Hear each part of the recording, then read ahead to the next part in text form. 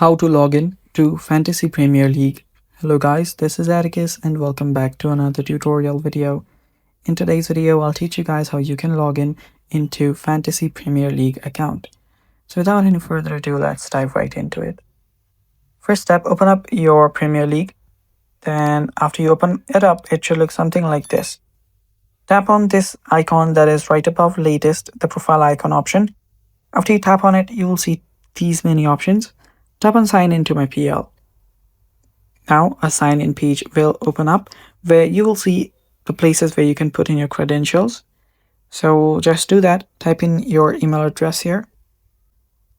After you type in your email address, type in your password